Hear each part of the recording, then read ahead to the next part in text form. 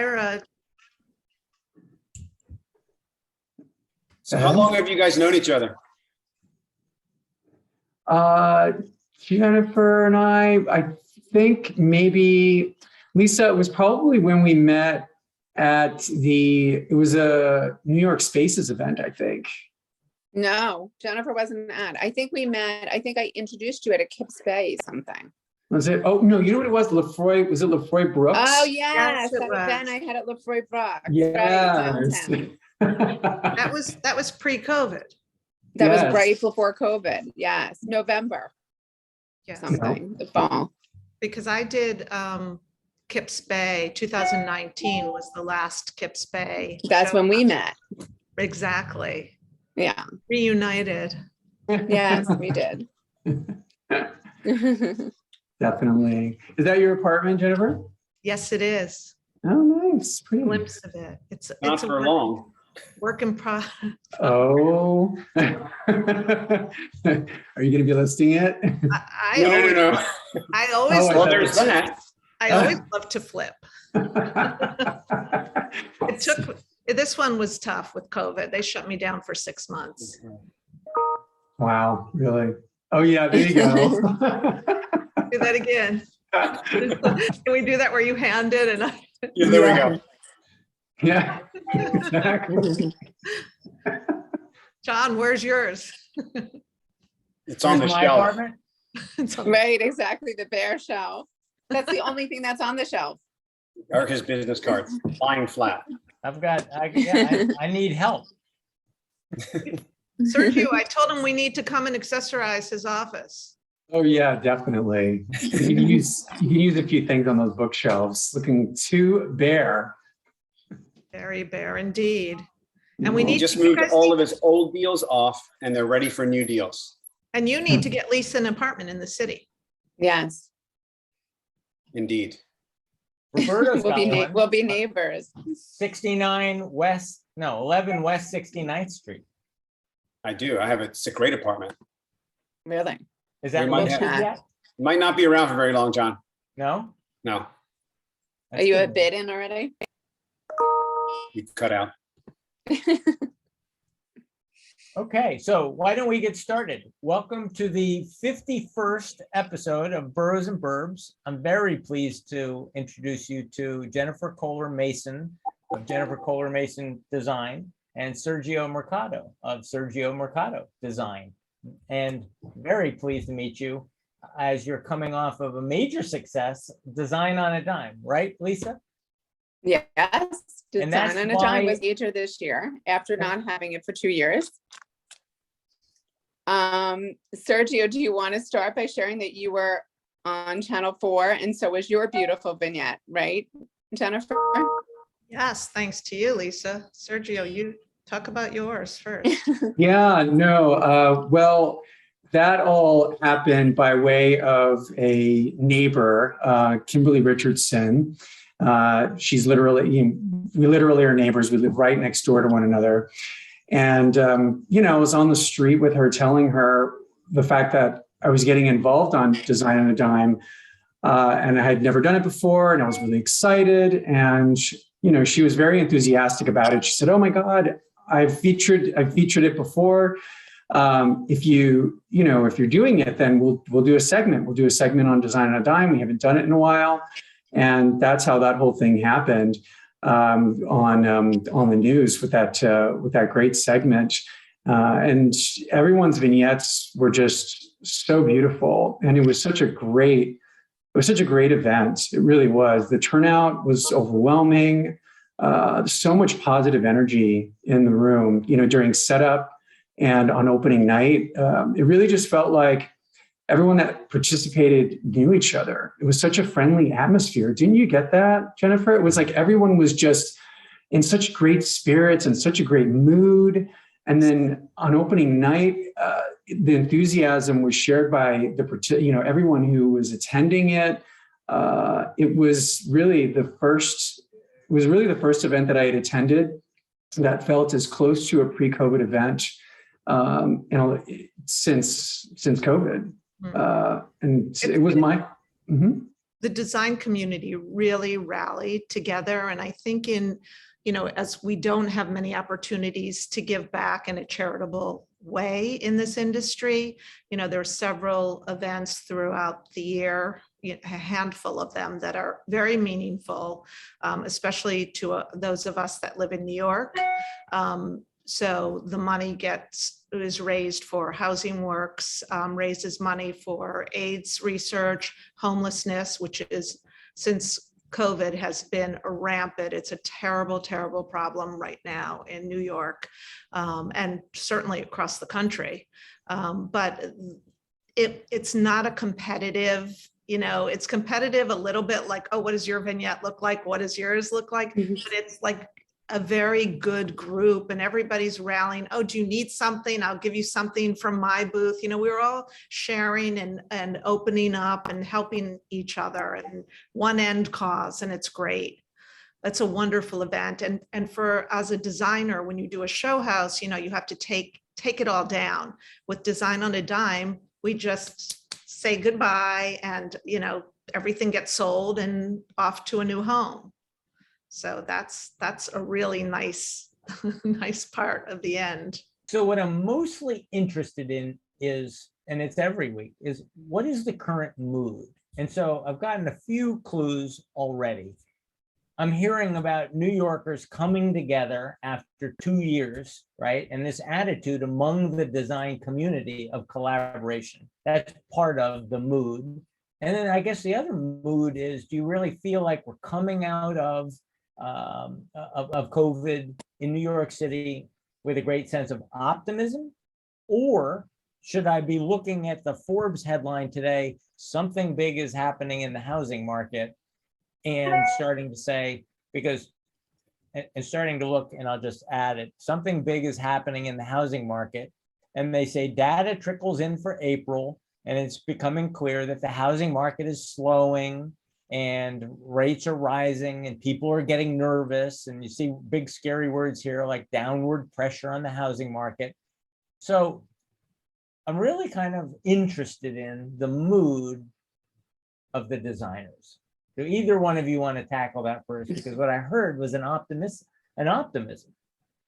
So I'll start with that. I think coming off of COVID, post-COVID, even though we're not through it, we're on, I don't know what iteration of COVID, but it has been so busy. The design world is on fire.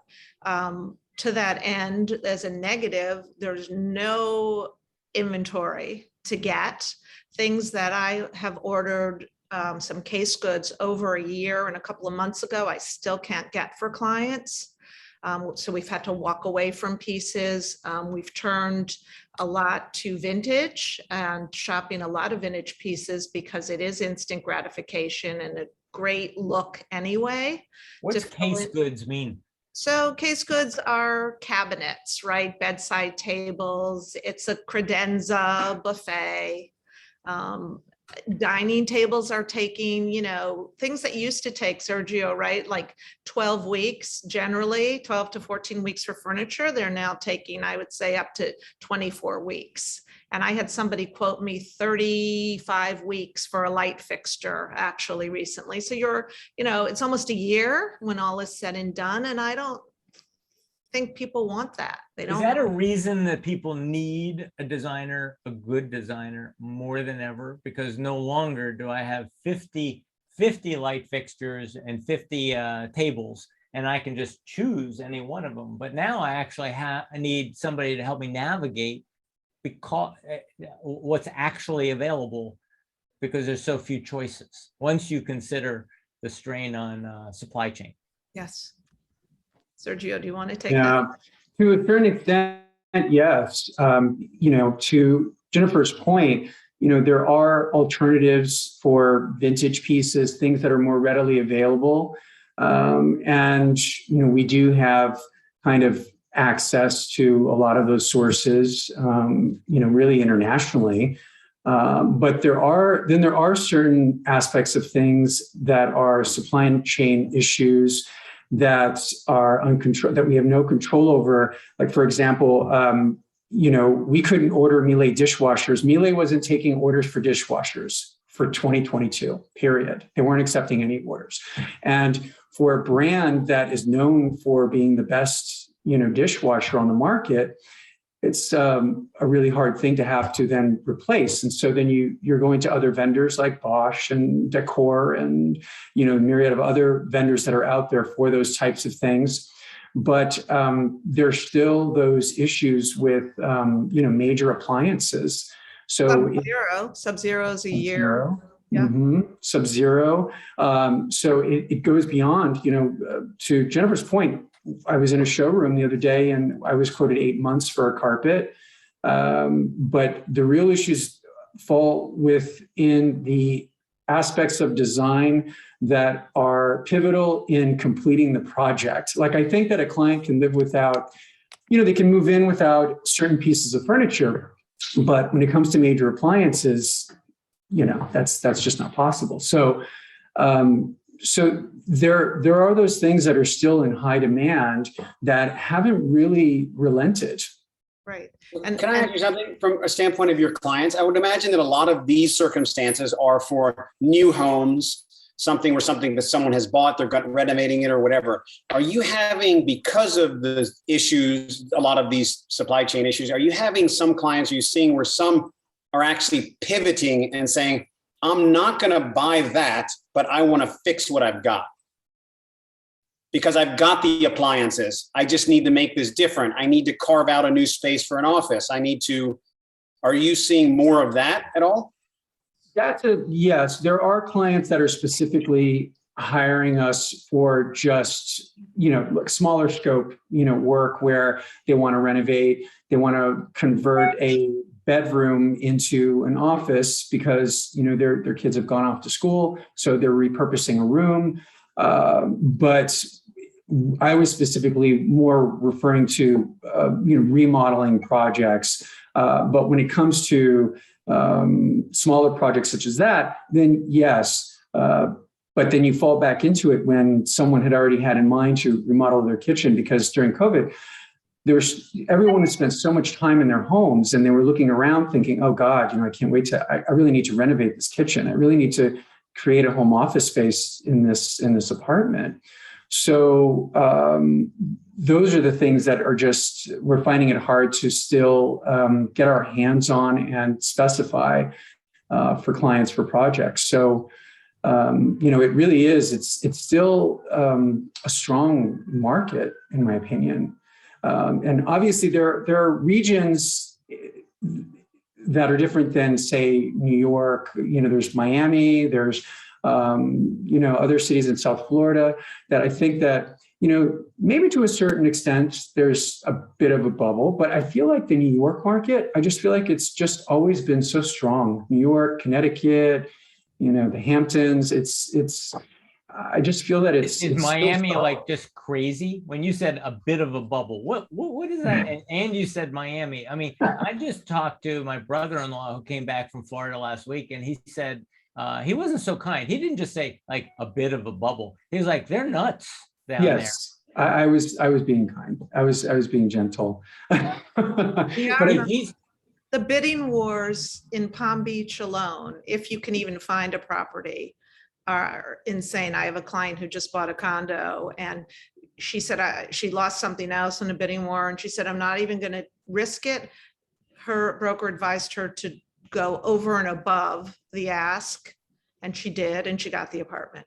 Had she not, she probably wouldn't have. I've never seen anything like it, truly. So there's good advice. And those people who are winning are calling up both of you and saying, okay, are they equally willing to spend to transform it into something they love once they win it? Yes. Big budgets. Yes. Don't tell me I can't have that Miele. Don't tell me I can't have that Sub-Zero. Make it happen, Sergio. Yes. More even than don't tell me I can't have that Miele, it's don't tell me I can't have a contractor, because the contractors are so booked up that I just spoke to one contractor that I work with in Palm Beach and Miami, and he said he's not even looking at any new jobs until November, December. So you Even also, if I pay him more, you can't get me an A+ contractor. and most of these jobs, especially for Palm Beach, have to be completed during the summer. Right. Everybody returns. So it's very tricky. Yeah, those projects end up becoming 2-year projects. Sometimes the clients will move in as is and then book the contractor for the following.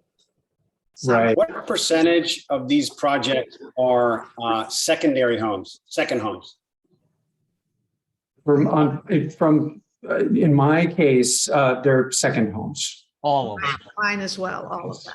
Mhm. And if it's not Palm Beach, it's the Hamptons or Connecticut. I mean, that's where Right. all of my clients tend to flock to. How about pied-à-terres in the city? Yes. Same.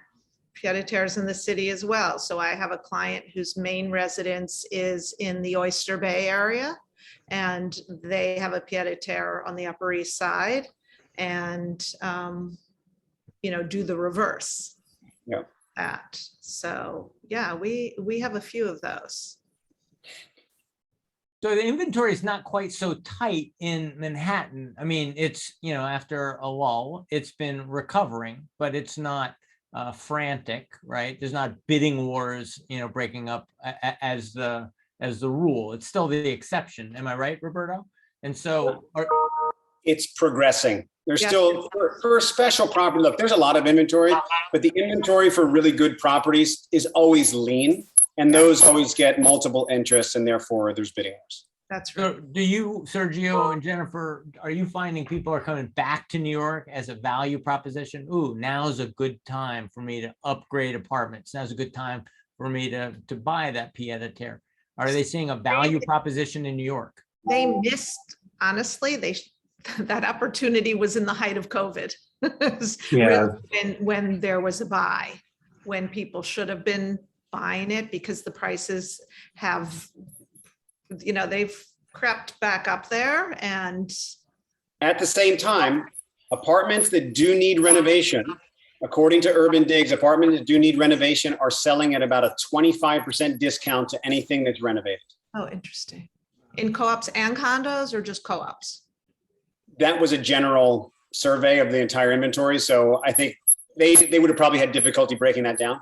Right. Interesting.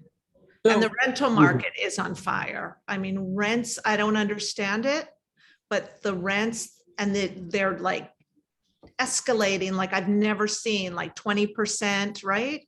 Yeah, Yep. they've really escalated quickly in a short period of time. That's why I think that if I can get a deal, the last deal in Manhattan is on something unrenovated, your phones must be ringing, because people, if it's the last affordable thing is something that needs renovating, and that's what you do, and you can help me navigate supply chain problems and the lack of a mealy and the lack of a Sub-Zero and the lack of a red rug. Oh, well, we don't need red. We can go with orange. See, I can make sense of your apartment in blue. We don't have to do it in red. I mean, I think that, this is an incredible opportunity for the best designers in New York. Are you seeing a surge of business? Certainly, yes, there is a surge of business. Things are, though, as we said, not only appliances and furniture, but just getting goods, lumber. Anything if you're gutting an apartment, to rebuild it is taking forever. If you can get it, we can't even get outlet plates for 6 months, we were told, 6 to 7 months. I mean, there's crazy little things. Foam was a big issue for, foam for sofas and beds, and was not coming in at all. Then the clutches for Roman shades, which you need to operate the shades, they weren't being made. They weren't coming in. Wait, I'm going to share a screen, because your work is on the screen. Talk to me specifically. You talk about foam. I'm looking at these things saying, she's not buying foam. She's buying these fabulous sofas and they already have foam in them, right? They Or do. are you specifying to that detail, to that level? That they're all custom. 90%, I would say, of my projects are custom, and custom, it shouldn't be scary when people think custom. They're like, oh, I can't afford custom, right, Sergio? It's not. Right. It's really custom to your apartment so that the specs, the size is going to fit in perfectly. Whereas if you buy something off the floor, you're not going to get perhaps the right size. But custom also indicates that it takes longer, correct? Yes, it does. Yes, it does. Yeah. But most people aren't stocking things anymore either. There is no stock. Right, but the materials that are used to make those products, whether they're in stock, whether you're buying something that's in stock or custom, they're all the same materials. They're all built out of the same materials. So, to Jennifer's point, if something has a back order, like say, the interior material, the foam or the springs of a sofa are unattainable for 4 months, whether it's something that's in stock or custom, you're still dealing with that issue, the supply chain issue. That's right. So Jennifer. Then it's getting it off the boat, you guys, because Yes. I had a sofa sit at the dock here in New York, promised the client the sofa for the holidays, and it sat there and they didn't get the sofa till probably early February. And there was nobody to offload it. So it's just, there's so many little, like, it has legs, this problem. Right. So it's always a little tricky when you're trying to nail down a turnover date for a project, because there are so many variables, there's so many moving parts to a project, and just one aspect of one thing on a project that can be back ordered just sets everything back. And it's really, it's just, there's just so much demand right now still. And as a result, we don't sleep. The stress Yes. level is, we're not curing, diseases here, but the stress of it all, because the client wants what they want. Understandably, they're paying top dollar. And right. And we want to deliver. And so, it's our responsibility to deliver when we say we're going to. But there are just things that are out of our control that we can't really, there's nothing we can do about it. But it's, it is what it is right now. So your client, let me ask you, your clients, let's say in the past, when things were much better economically, I would imagine you have clients all the way up the spectrum. mm-hmm. I would imagine that now it's kind of being siloed to purely the affluent who are doing all of these projects. Is that correct? For the most part, yes. Sergio, the same? Yes, for the most part, I would have to agree with that statement. Yes. Because it used to be, even before when things were great, people would say, I have an architect. Do I need a designer? And I know that you do different roles and and there's a whole synchronicity about how you work together. But there was always the thought process, I can't afford a designer. Is that a fallacy? Now you can't afford not to hire a designer because now you can't afford the apartment. You need the therapy dog to stand on the corner with a tin cup to buy the apartment. No, I don't know. It's a different world, and it is our new normal, our new normal, which we're still getting used to. I've never seen anything like this. Yeah, it hasn't adjusted. Again, no, it hasn't adjusted. And it's a bubble, as you guys know. We're loving this bubble, everybody, the clients as well, but I don't know how sustainable it is. Can we talk about your designs in some way, in just a sense of a lot of times you'll see a design and you come in and it's fabulous, but that in 4 or 5 years, it's not going to be so fabulous. So do you guys, I guess it's all. Have you seen his work? Are you kidding? Have you seen? I'm worried. I'm just curious. Forever.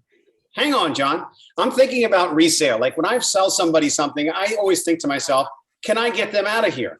I want to get a really, really good price, because if I ever have to turn this around, I want to be able to sell this. And a lot of people sometimes over personalize something and things like that. And it's like, how do you approach?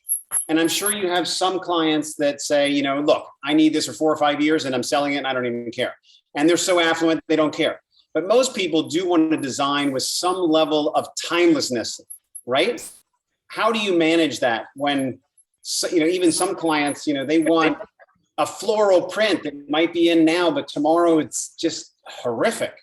So you use that floral as a pillow because you can change out a pillow.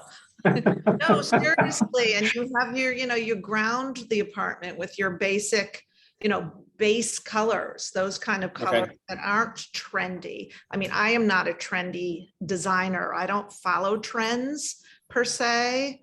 And I don't think Sergio does either. No. You know, I love, I know what I love and I know what looks great. And once we get to know our clients and kind of the lifestyle that they're going to live, I don't want to leave them with a formulaic apartment that looks like a decorated show house. I don't like anything decorated. I'm very much of the vibe of curating a space for the client so that, again, you don't run into that trap, I think. Of being, do you still love now what you did in 2005? Yes. Yes, I do too. Yes, and we evolve, right? I mean, we evolve. There's no question. It's always like a new blank canvas for me. And there are men, and I think Sergio is very much, we're of the same ilk, but there are designers that are very formulaic. You look at their work, you can know in a split second who they are because it's all the same. So, right. Yeah, there's always sort of you know, when you're working with your own personal aesthetic, there's always going to be a sort of timeless aspect to everything that you're looking at. But again, there's also personality that clients will, you know, that will interject within the design, and that's what gives the apartment's personality. And I think that's what sets apart one apartment from another that we each design, because it's not just what we're selecting, but it's also what our clients own that we're pulling into the spaces. And those are the types of things that add personality.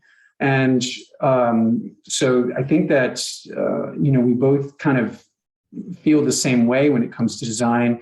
You know, we always want to look at something that we've done and never look at it and feel like, wow, you know, why did I do that? Or God, that really looks tired. No, I want to look back on something and say, and always feel proud about what that was, and not look back on it and say, God, it was so trendy. Why did I ever do that?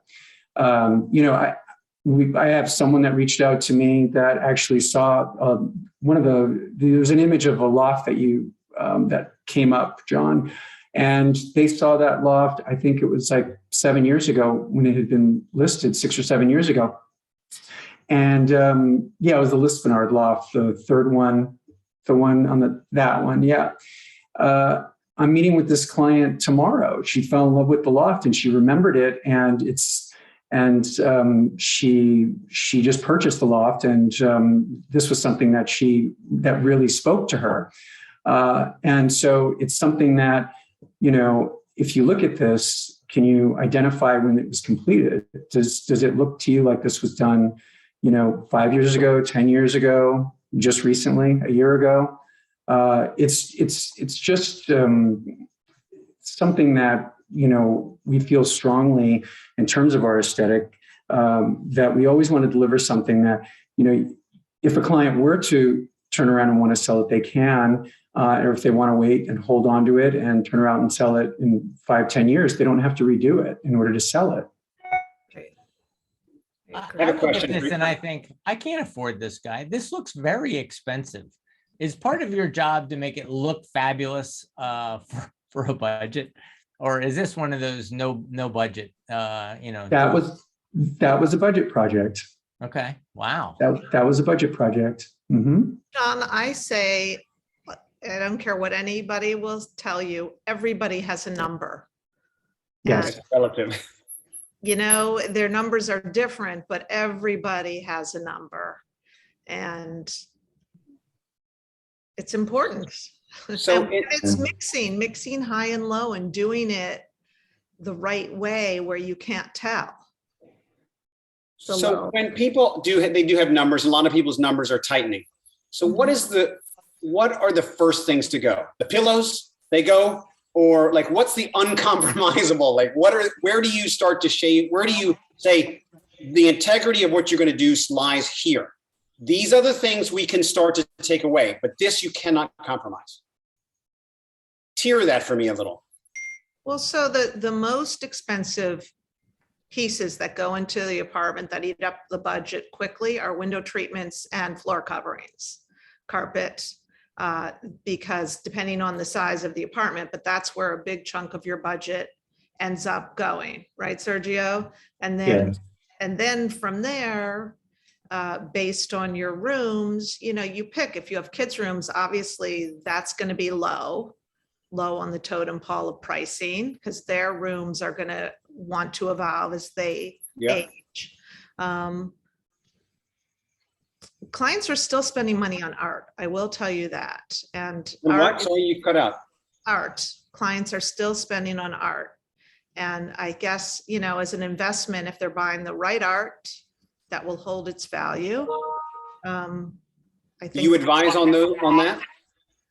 I do, but I also believe that you have to buy art because you love it and it has to resonate with you, but also don't buy decorator art. I am not a person who loves decorator art. If you have a smaller budget, then that's fine. But if you want an investment, that's certainly a great place to park some money.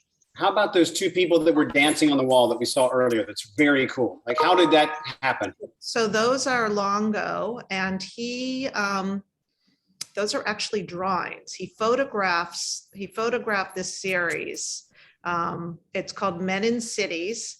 And he had a group of his friends come to his roof and he started throwing like food at them.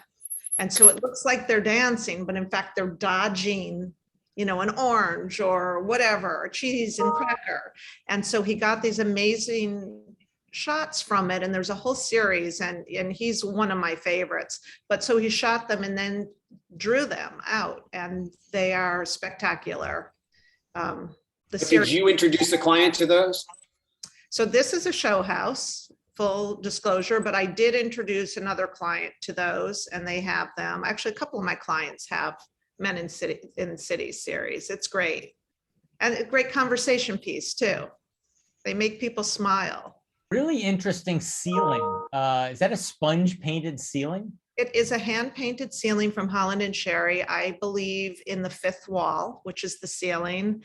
The majority of my work has elements of that, of making use of the ceiling, whether it be wallpaper, a special paint technique, or, is it shiplap on the ceiling, or we're doing all kinds of different wood designs on the ceiling now as well, kind of tweaking it a bit. But again, there's a place. In 10 years, you may not want the wallpaper on your ceiling. It can come down and be changed. It's not an investment in the other sense of furniture or great vintage pieces. So there's bang for the buck, just like you can change out a pillow. Wow.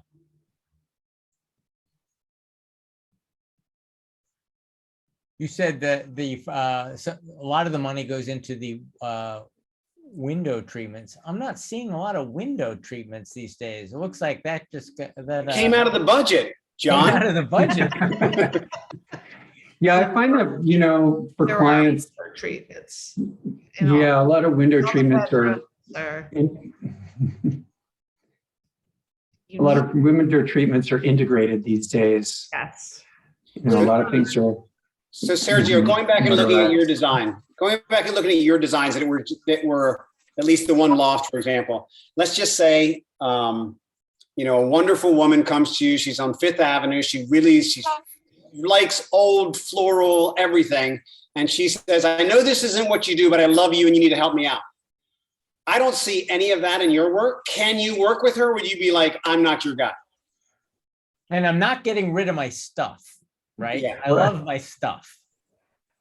Well, all your stuff is very clean. All your designs really clean. And Yeah. I'm thinking, Yeah. my house is never that clean. Yeah. I have My kids. clients, my clients actually live this way, though. You know, they really embrace they embrace the less is more, the not thing, you know, with, you know, sort of not, I wouldn't call it minimalist because it's not entirely, but you know, if you provide clients with ample storage in which to store things, like that wall, full of storage, there's no need for anything to be left out, right? There's tons of storage here. So, you know, if you give clients enough places to put things, then they're not left out and about. And that's the key. But Aunt Ada doesn't want to put her things away. Can you work with her? Yes, I mean, we can always, you know, we can work with, you know, anyone. And I think that that's always, you know, part of design is working within parameters, right? Working within the parameters of any client, whether it's antiques that they have or objects that they don't want to get rid of. You work with them. You know, I don't necessarily have any clients that have come to me that want traditional work because they've already seen my work and they already know what I produce. So I don't really have that type of client, but you know, I have had that type of client, and we've worked with them before. And you know, just kind of backing up to the question you had about where do you pull back when a client has a budget, I feel very strongly about placing money into architecture, interior architecture. I feel that it's very strong. I think it's very important that you place a lot of, you know, emphasis on the interior architecture, cabinetry, you know, appliances, staircase railings. It's just something that will build the investment in the property. And I just feel really strongly about doing that whenever I'm working with a client. I always say, you know, if you want to take any money out of a budget, don't take it out of the millwork, please. You know, you don't want to peel away something that you're going to be touching and living with every day. The same could be said about plumbing fixtures, architectural finishes. Should I use, you know, cut ceramic tile in my primary bathroom instead of slab marble? I don't think that would be a wise investment for resale purposes. So I'm always thinking in my client's interest in ways to cut corners. And you know, I'd like them to spend the money where I think it makes sense. And I really feel strongly about them spending money on architectural details and I think finishes. that's very true. When I'm pricing a house out here, I do look at the quality of the tile. And I think subconsciously, if they went cheap on that decision, where else did they go cheap? And so I do look for those architectural qualities and say, you know, they went first class, and they probably are kind of a first class or not at all kind of person. And so you start to look for that. If you find a non-quality signal, you look for other non-quality signals. Exactly. I am selling one now, a 20-year-old house designed by one of the best architects in Connecticut. It's an $8 million house, about to put it on the market. He designed it in 1996, and it was built by our good friend, Scott Hobbs. You see him down there in his own little cell, Scott H. And I have to say that 20 years later, right, colors have changed, and we don't do so much blonde oak anymore than we might have done in the late 90s. But the design has integrity because the materials were good and the design was good in 1996. And you can adjust some of the colors, and it'll be just as fresh today as it was in 1996 when he built it.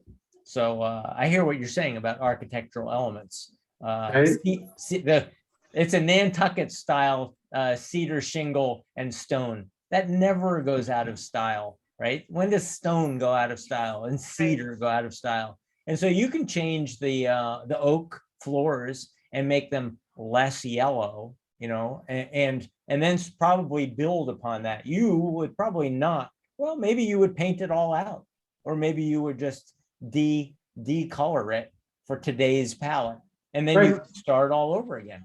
Well, that's what we're doing now for a house in the Hamptons.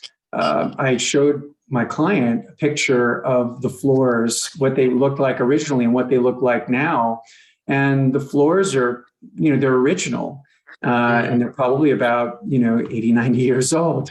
And we stripped them down and we put a wonderful whitewash on them. They're wide plank, gorgeous board flooring. And it's just, we didn't have to rip them all out. We worked with what was there because they're solid and they're beautiful and they have character. Love that. So rather than, rip it all out and replace it with floors that are man-made, that would just be a sin. I would never do that. And so, yes, when something's built solid, you work with it. And there's so many different things you can do to those types of things and maintain them and save the client money in the end, rather than rip out the floors and have to pay, $50,000, $60,000, $70,000 for new hardwood floors just to have them sanded and whitewashed. It was a nominal cost. So I've seen a couple builders on this show right now and a few customers. Can you give me some free advice on floors? What's the current thinking in floors? Are we still going with dark floors? Are we bleaching those floors? What are we doing with the floors?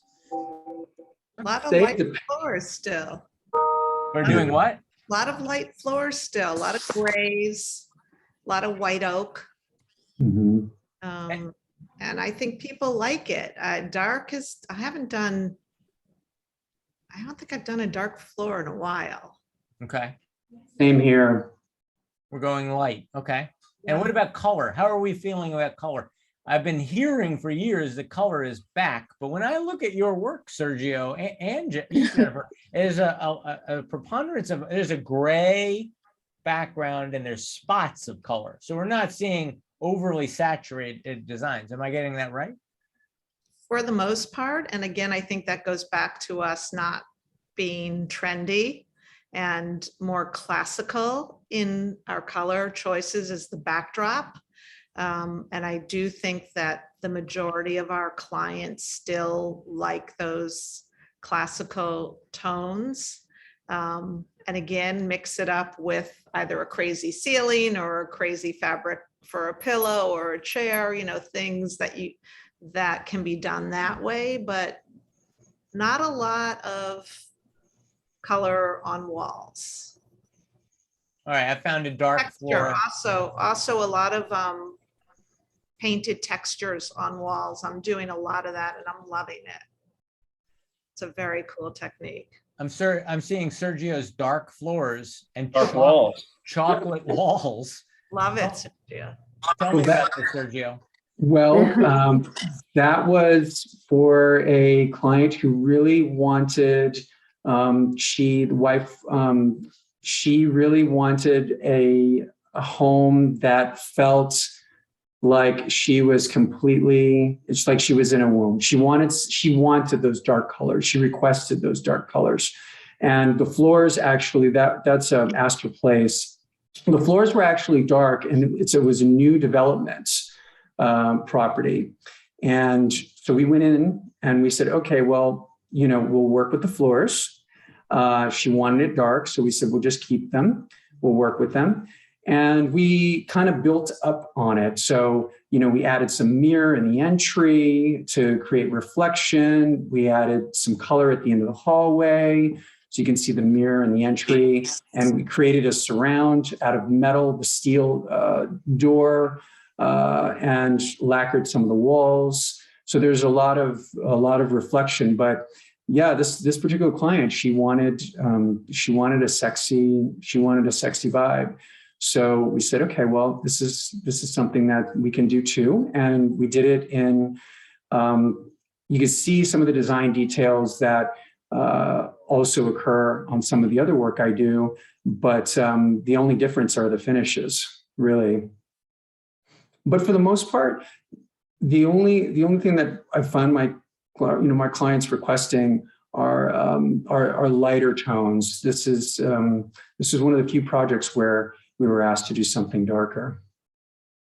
I feel like people want to come home to a more zen environment, right? Cleaner palettes and some organic pieces, but and what's the next cycle of that? Where will we be in 5 years? What do you, I mean, you don't have a crystal ball, but what do you think you'll be exploring as far as trying this, trying that? Where do you think any of this goes?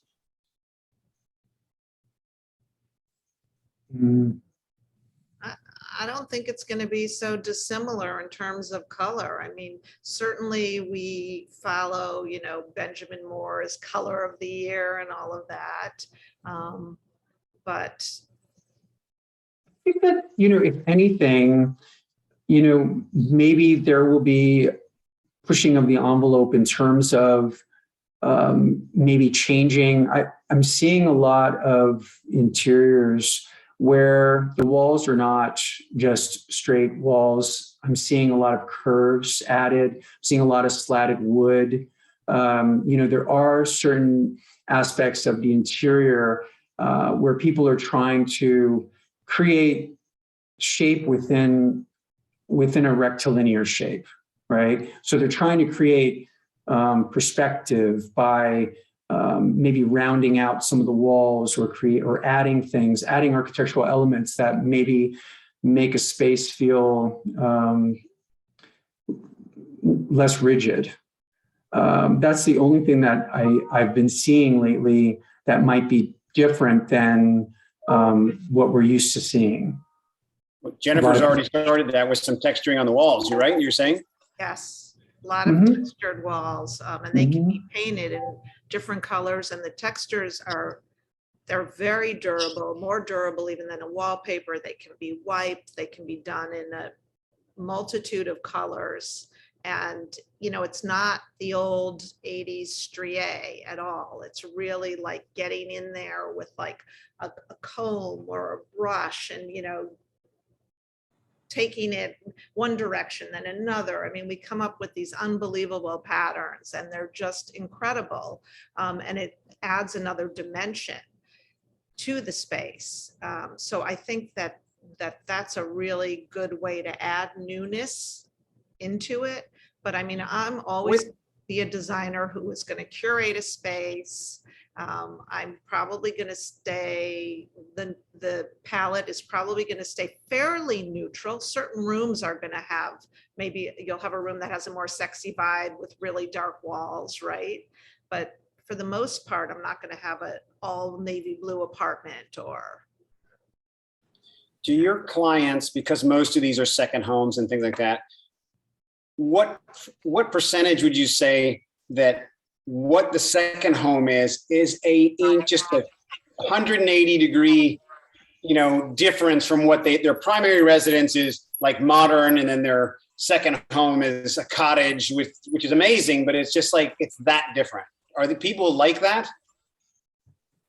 Yeah, I think a little bit. I don't think it's a 360 though. Maybe it's more of a 180. Right, right. Sergio? Yeah, exactly. Yeah, it's a little, there'll be a little bit of a difference. Like we worked on one project that was, in upstate New York, and it was at a very industrial vibe. Lots of steel, lots of corten, lots of plastered walls, really, industrial looking. But then when it came to their apartment in the city, they really wanted something minimal. They wanted something kind of, clean, white walls, those museum details that you see with the reveals where it looks like the walls are floating. There's no wall base. So, we have had that, but again, to, Jennifer's point, that's more like a 180. It's not really it's not a completely different.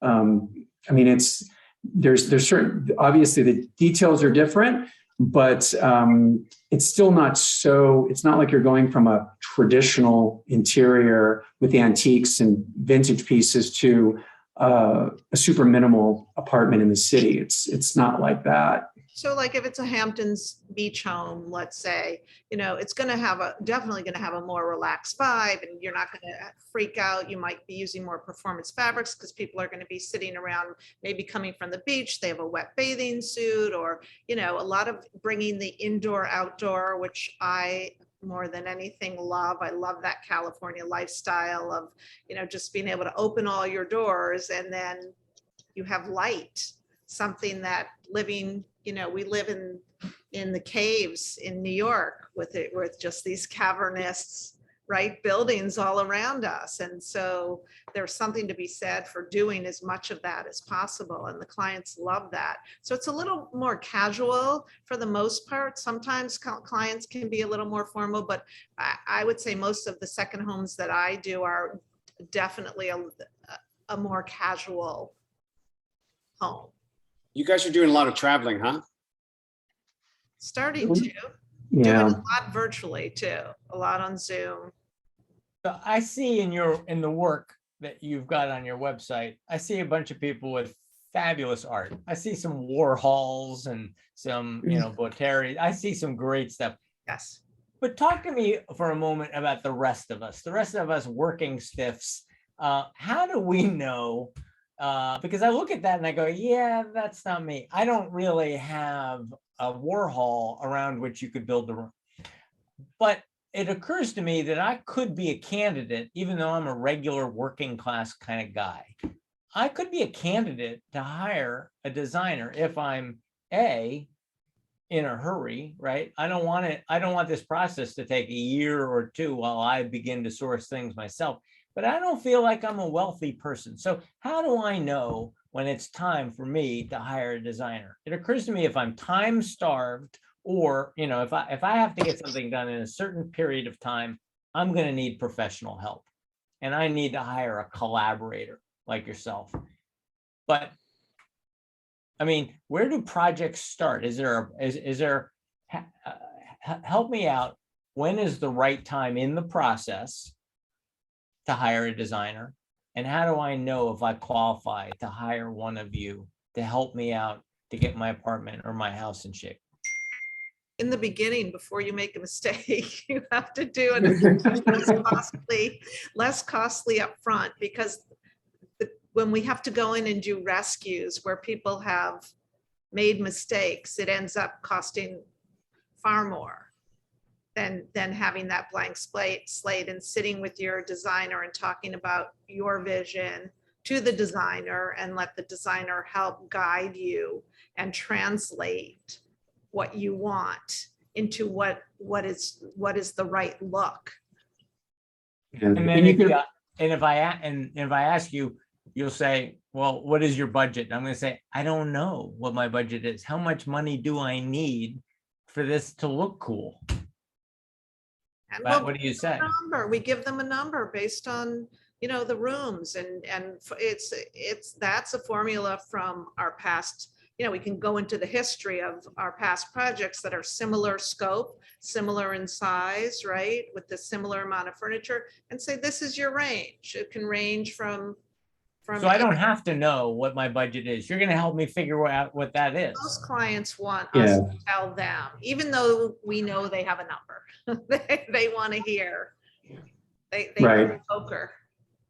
And you can always request, if you feel like you're at a moment where you think you might need help, you can always reach out and request an initial consultation. Right. So just by reaching out to a designer doesn't mean you have to hire them. You can always just reach out to a designer and say, I think I may need some help, and I would love to, bring you on, initial consultation, have you meet me in my home, give me your thoughts, give me your input. What do you think? How much do you think this is going to cost me? That happens all the time. And it has to be a good fit. Yes. For the designer and for the client, because you're going to be attached at the hip for a long time. So the chemistry has to be there. Consultations are paramount. I think that you need to, it's like speed dating. Do you ever say, Not that I've I ever don't want to work with this client. This client is unrealistic, has unrealistic expectations, doesn't want to part with her, for instance, in my case, doesn't want to part with his stuff, right? You got to get rid of some of your clutter, John. I mean, give me something to work with here. Do you ever have any of these nightmare clients who are just really difficult to work with? And what is it that I need to be a good client for you? You need to have an open mind. Okay. You need to be accepting, but at the same time, and I think Sergio, you're probably the same way, that when we go in and kind of assess, okay, what is it you want to reuse, right? Because I think it's important to reuse certain pieces, especially if you have family pieces that you've inherited, passed down. Well, you may not like, it's a brown piece of furniture. You can be creative. We could spray lacquer it in a fun color. There are ways to repurpose it, right? And make it work. And then you have these dining chairs we can lacquer for you and just kind of give it a new life. And you still have that family heirloom. So I don't like clients to get rid of everything. I think it's really important that they bring with them pieces that are meaningful. Right. It just occurs to me that the wealthier clients have a lot of life experiences and have collected a lot of maybe stuff along the way. And part of the problem is they don't want to give up a lot of their stuff. I know that my mother, when she was downsizing, it's heartbreaking to give up some of the things that, you've had with you a long time. Yeah.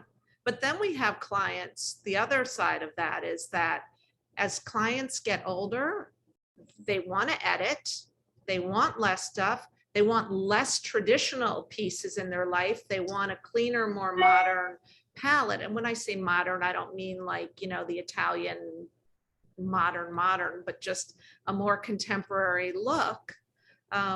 And I'm finding that a lot more with my older clients. They want, and they love vintage, and they want these, they can spend on these fabulous, Laverne or a Springer or Paul Evans piece, and just it's really different. They want to get rid of no more Oriental rugs and no more chintzy, although I still love chintz. I don't use it that much, but I still think it's fabulous. I imagine it is rather, it'll trap you. I don't want to give up my Oriental rugs, but once I make a decision that I've got Oriental rugs, it sort of dictates what else you're going to do in the room. And I would imagine that you get there and say, you don't have to give up these, mom's wingback chairs. We can recover them. Right. But sometimes I'm sure you say, yeah, it's time to give up the wingback chairs. No matter how I put them, I recover them in hot pink, they're still not going to work. No, you recover them in like a cool natural boucle or a sheer lane, and they look like $1 million. Oh, What was the last time that either of you used an Oriental carpet in your design? When was the last time? Yeah. Oh, God. Yeah. I'm just, from looking at your websites, I just don't see that. And in fact, I can't even imagine you suggesting it. I've replaced them. I did actually a Persian rug for a doctor's office for his personal office, but it was a very cool faded, kind of washed out look. So it wasn't your grandmother's or your great grandmother's Oriental rug. It was like a new twist on it. And those do exist, but not the, those crimson colored. No, not so much. That's the next 5 years. They're coming back. Okay. You better start hoarding them. Yes, exactly. Start buying up all the U-Shacks on the market. NFTs, some Oriental rug NFTs. Oh, right. There you go.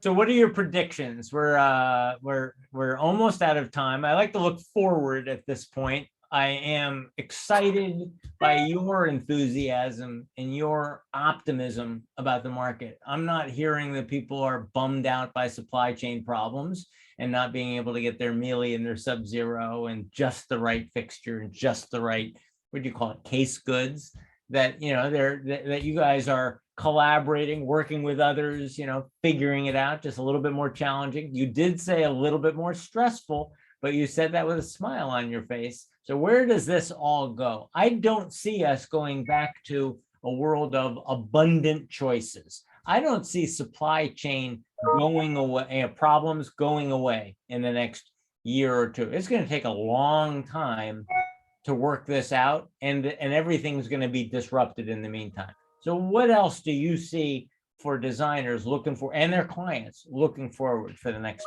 5 years? Sergio, you want to go, or you? Well, I'm trying to think of, just projecting out 5 years. Hopefully that will encourage other people, other maybe even local artisans, to start producing things. I think that, maybe now is the opportunity for someone who, really had an interest in building things, to take that on. And there might be, right now, there is an opening, in our industry for really well-made products. So I think that, for the next 5 years, this could mean other, other designers, other fabricators, other artisans to kind of hone in, develop their skills, and make themselves available to the marketplace. Because the less we have to order from Europe, that we have to wait for on a boat for a month to get here, it helps us all. So, if when you look at it, look at just for example, even cars. We if we were to get back to having everything manufactured in the U.S., I just think that would be better for all of us, and for us in the U.S. So I hope that within the next 5 years that would be something, just projecting forward, that could happen. I love that answer. I totally buy into that vision. Totally believe that you're right. We're going to start to say, well, if I can't get that from overseas, why don't I just go look and see who's doing interesting things on Etsy, or the equivalent, and say, wow, I could really work with some new locally sourced. Brooklyn Exactly. has the most incredible artisans and talent happening there. And I'm a firm believer in supporting the little guy and the artisans, so you don't see your home supermarketed everywhere. Because my grandmother used to say, I don't want the house of tomorrow, I want the house of the day after tomorrow. And that's kind of how I feel about when I'm designing, right? You don't want what everybody else is going to have. You want what's coming next, right? So forward thinking. You're not going to tell me what's coming next, right? That's your secret. My secret. I do, however, think that people are going to continue to work from home, maybe go into the office once or twice a week. So I do think that nesting and your home space is still going to be paramount and really important, and people do really care, because they're spending so much more time at home, what their spaces look like. And I know a lot of people don't think this, but my prediction is that open spaces are going to continue. And I like having the kitchen and the great room, because I like to be with family, and when friends come over, I feel like everybody hangs out at the kitchen anyway, right? You're having a glass of wine, you're cooking, and this way everybody can be together and dialogue, and you're not missing what's going on. I do think that's here to stay. Totally agree with that as well. Even our Zoom world. Yep. I think you're both spot on with your predictions. You're right. There's going to be a return to locally sourced craftsmanship, and there's definitely going to be a return to getting comfortable with working from home and figuring out how to do that forever. Yeah. Yeah. Lisa Ben-Isvy, would you like the last word? thank you for putting this together. Thank you for producing another fabulous show. You get the last word. What did you learn today? What did I learn? I learned that my two talented friends are even more talented than I thought. And I don't think, I do agree. I think more things are going to be made in the US. And I think that the clients want you so bad to have a certain designer that they're working to have more patience. So, yeah. Love that. Yes. I love that. And totally buy into that. I've become a lot more patient with supply chain problems because I've been forced to. And so I'm just now getting my head around. That's why your walls are like that, your Yeah, bookshelf. yeah. I'm a very patient person. It's on the boat. Perhaps too Groceries patient. are on the boat. I love it. Thank you, Lisa. Thank you, Jennifer. Thank Thank you. you, Sergio. Thank you guys Thank so you. much. Thank Bye. you for having us. Yes, thank you for having us. Bye. John. Cheers. Bye. Till next week. Thank You you. all. Bye. Bye, guys. Take care.